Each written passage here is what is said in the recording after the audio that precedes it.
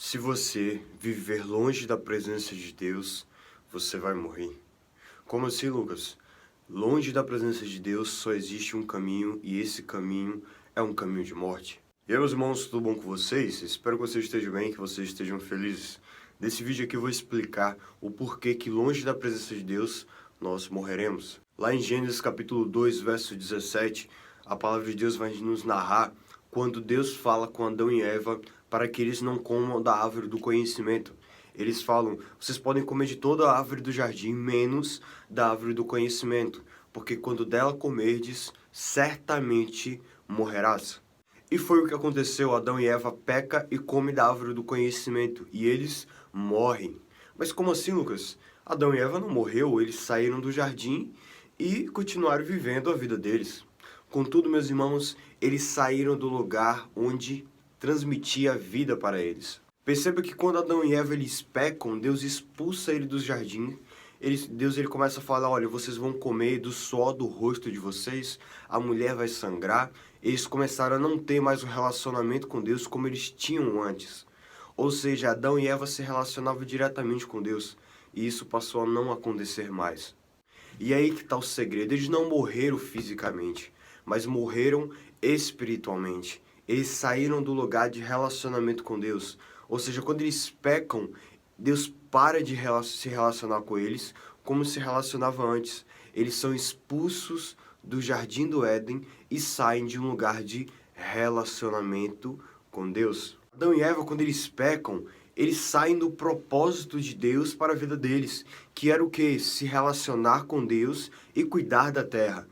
Cuidar da terra, dar nome aos animais, fazer tudo isso. E no final do dia, transmitir tudo o que fizeram para Deus. Porque o propósito de Adão e Eva conduzia eles a Deus. Só que quando a gente sai de um lugar onde Deus nos ordenou para estar, que é na presença dele, nós morreremos. Lucas, significa que eu vou morrer fisicamente? Talvez não. Mas o mais perigoso é você morrer espiritualmente e achar que está vivo.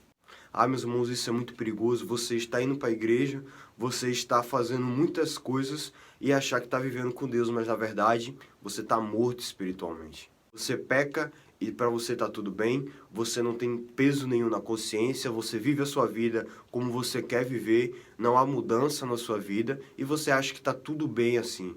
Contudo, meus irmãos, isso é um grande sinal de que você pode estar caminhando em um caminho de morte. A estratégia de Satanás nas nossas vidas é nos tirar do caminho de Deus. Quando lá em Gênesis 3, a serpente vai conversar com Eva, o que ela fala? Ela fala, foi assim que Deus disse? Que se comer da fruta vocês vão morrer? Certamente não morrerás. Ela estava indo de encontro àquilo que Deus já tinha falado.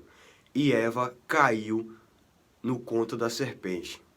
A estratégia de Satanás nas nossas vidas, meus irmãos, é nos tirar daquilo que Deus projetou para nós.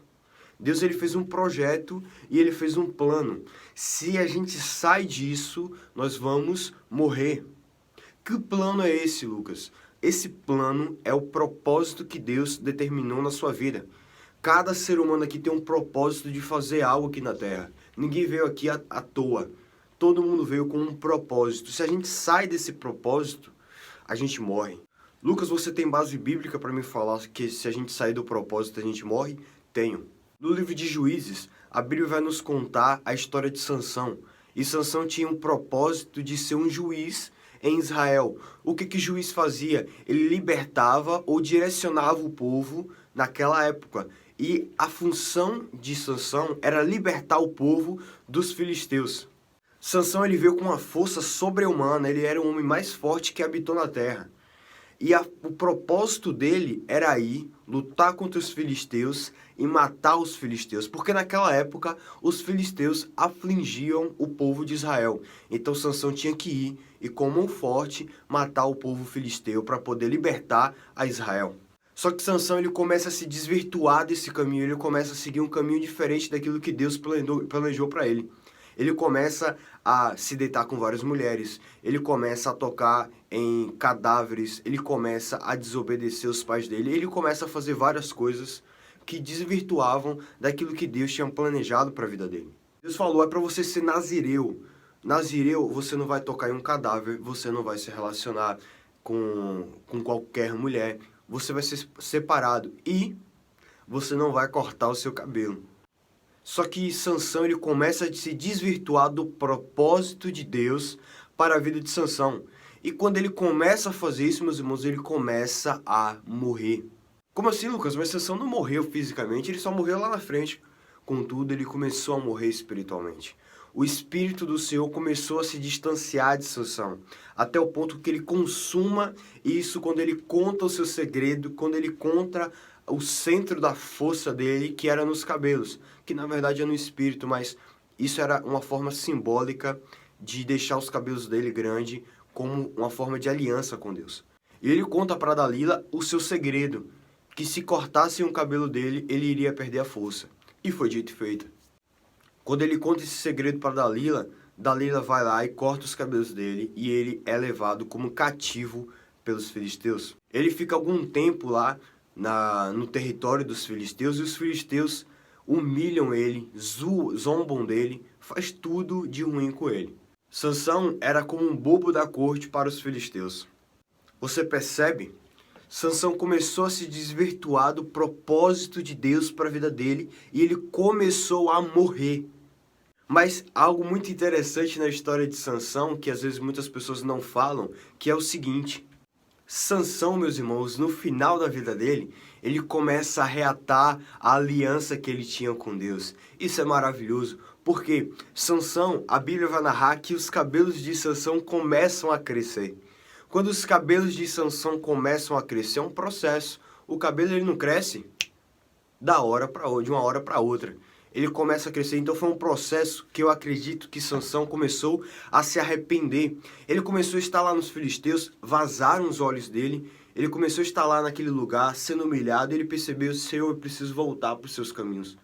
Quando ele decide voltar para os caminhos de Deus, o Espírito do Senhor começa a voltar, a tomar conta de Sansão. Os seus cabelos começam a crescer, e aí ele chega no ápice, no momento mais maravilhoso da vida dele, sim, o momento mais maravilhoso, onde ele se apoia nas colunas do templo, onde os filisteus estavam festejando, e ele fala: Senhor, só mais uma vez me dê força para que eu possa derrubar essas colunas e matar esse povo. E maravilhosamente o Espírito do Senhor se aposta de Sansão, ele pega nas colunas e ele derruba as colunas. Quando ele derruba essas colunas, meus irmãos, os filisteus morrem. E a Bíblia narra aqui: Sansão matou mais em sua morte do que em toda a sua vida. Meus irmãos, isso é esplêndido e isso é maravilhoso. Por que, Lucas, isso é esplêndido e isso é maravilhoso, sendo que Sansão morreu? É esplêndido e maravilhoso porque ele morreu vivendo com Deus. Ele morreu cumprindo o propósito de Deus na vida dele. E quando ele faz isso, a vida entra nele. Seus cabelos começam a crescer, a vitalidade começa a voltar, ele começa a ter esperança no Senhor dos exércitos. Então ele clama a Deus e Deus o responde. Você percebe, meus irmãos, quando nós nos distanciamos do propósito de Deus para a nossa vida, nós morremos. Mas, Lucas, por que o propósito de Deus é tão importante? Pelo simples fato, meus irmãos, de que o nosso propósito nos aproxima de Deus. Se o seu propósito te afasta de Deus, esse propósito não é de Deus. Porque o seu propósito tem que te aproximar de Deus. Olha o propósito de Jesus, era vir ser o Salvador da terra. Olha como é que ele viveu o tempo inteiro com Deus.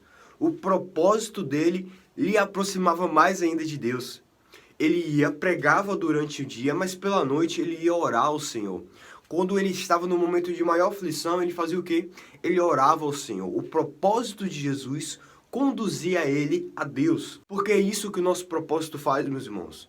Por isso que é de vital importância que a gente cumpra o nosso propósito.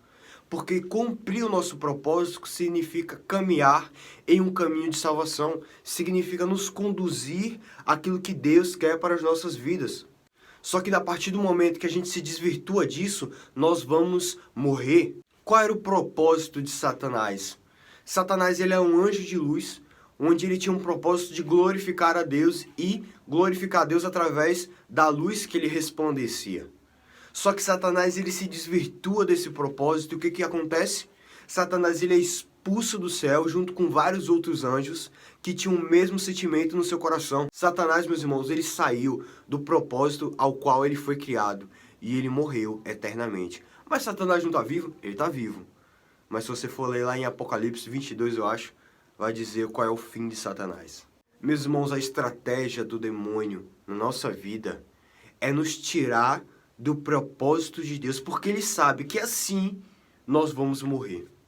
O nosso propósito tem que nos conduzir a Deus, tem que nos levar a Deus, tem que nos fazer mais íntimos de Deus, porque dessa forma nós vamos fazer a vontade de Deus nas nossas vidas. Por isso, meus irmãos, eu digo que não existe vida longe de Deus.